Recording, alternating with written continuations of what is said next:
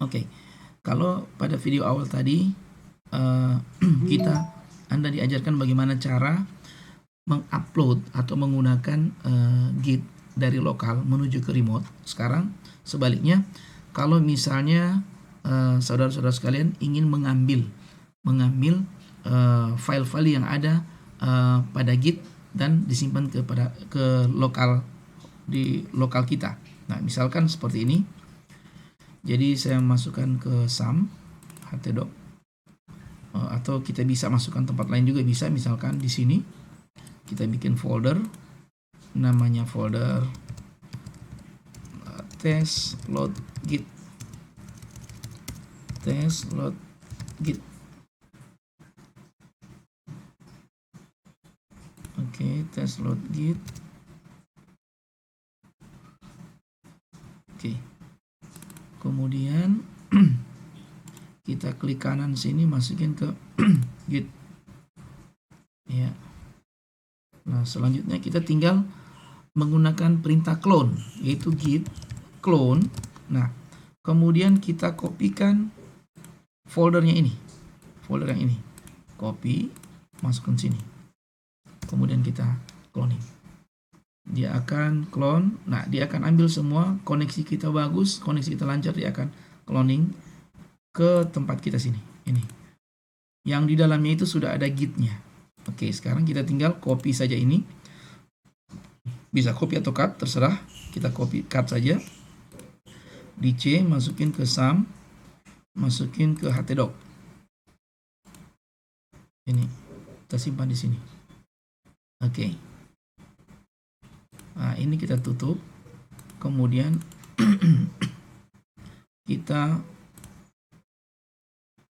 menggunakan git. Kita sekali lagi klik kanan sini. Ini ada gitnya di dalam. Kita klik kanan, kemudian git base here. Oke, kita sekarang sudah berada pada posisi folder yang untuk kita buat git, atau kita akan kirim kembali ketika ada perubahan. Kita tes dengan git init. Dia mengatakan mereinisialisasi karena sudah ada. Nah, selanjutnya kita bisa buka Visual Studio Code, Sublime. Nah, saya menggunakan VS Codium yang open source free.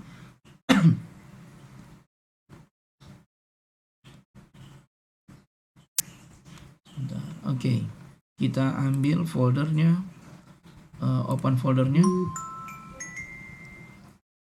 foldernya, kita ambil pada C, SAM, htdoc, kemudian git.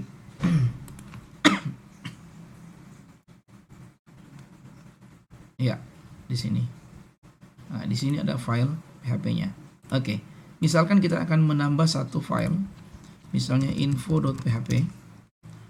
Kemudian halo, saya dari VSGA. Ini kemudian PHP.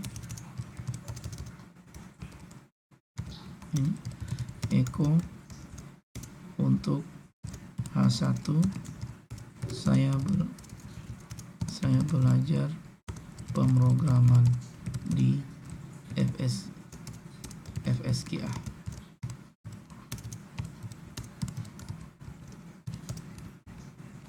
Oke, kita simpan. Kita bisa tes running. Ini masuk ke git project test. Kita lihat dulu foldernya apa. Git project test, betul, git project test. Git project test, kemudian info.php. Oke, ini. Nah, ini akan saya upload,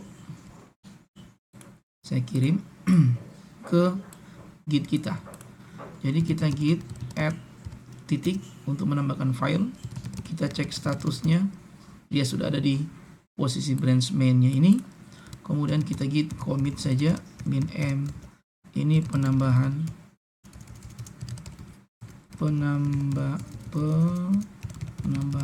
data info.php. Oke, kemudian kita git remote at origin. Kita ambil yang ini, copy, masukkan ke sini. Oke, sudah ada, baru kita push. Kita push min u origin main. Kalau tidak ada masalah, harusnya dia akan menampilkan uploading data. Ya, dia menampilkan upload data. Kemudian kita klik git project, akan masuk satu project, yaitu namanya info PHP. Kita bisa klik di sini, ini ada data, atau kita bisa cek historinya di sini.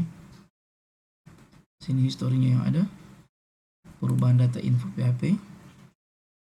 Ini ada data. Nah, atau kemudian misalkan kita ingin mengubah, ini misalnya kita mengubah sini, kalau saya bagian dari HTML di bagian bawah, simpan, kemudian kita tambahkan satu file namanya tes.php.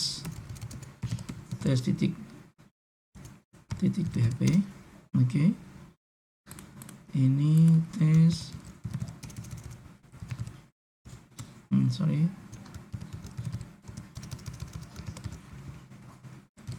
echo testing data baru.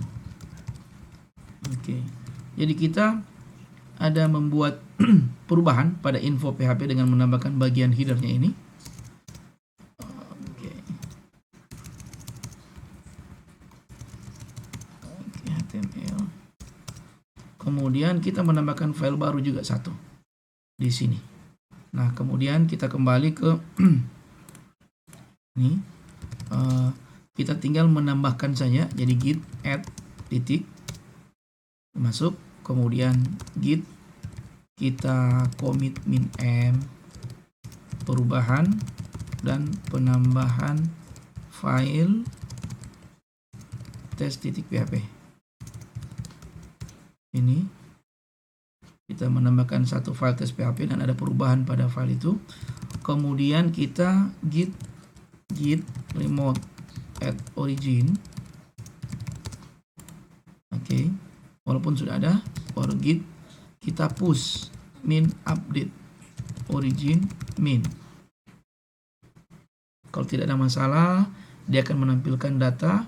Apalagi jaringan kita agak payah, itu agak susah, nanti kadang-kadang dia error, akan muncul push dan sebagainya, pull dan sebagainya. Jadi usahakan koneksi kita stabil. Nah, sudah kita upload, nanti secara otomatis file-file ini akan berubah warnanya yang ada di FS Codium ini menjadi file yang sudah terkonfigurasi atau sudah terkirim ke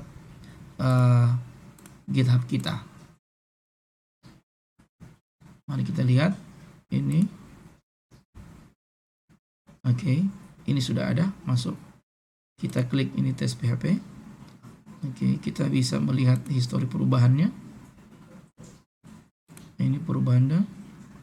Ini ada info PHP itu, kita ada menambahkan bagian akhir ini. Kemudian tes PHP itu kita baru mengirim yang pertama kali. Oke, nah kemudian selanjutnya ada video untuk bagaimana pengaturan kolaborasi.